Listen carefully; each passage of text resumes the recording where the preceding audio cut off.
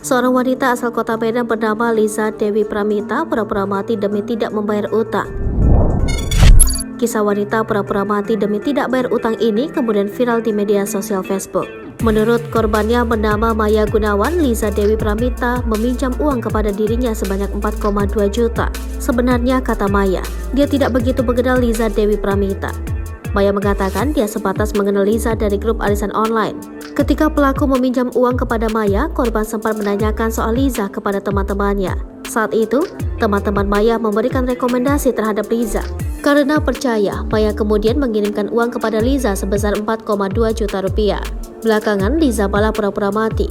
Awalnya, kata Maya, Liza sempat berjanji membayar utangnya itu pada 20 November 2022. Setelah waktu yang dijanjikan tiba, Maya kemudian meminta pembayaran utang diundur hingga 6 Desember 2022. Ketika jatuh tempo tiba, Liza tak juga membayar utangnya. Malah, kata Maya, pada 11 Desember 2022, akun Facebook bernama Najwa Almira Ginting yang diketahui milik anak Liza memposting kabar duka cita. Mulanya Maya sempat kaget. Dia pun sempat merasa sedih atas kabar kematian Liza, tapi belakangan Maya curiga karena foto mayat Liza beserta rumah sakit yang diposting sangat mencurigakan. Dalam unggahan itu, Liza memakai kain kafan dengan kapas menempel di kedua lubang hidungnya. Tapi kondisi jenazah tidak seperti orang meninggal pada umumnya. Maya pun mencari tahu lebih lanjut.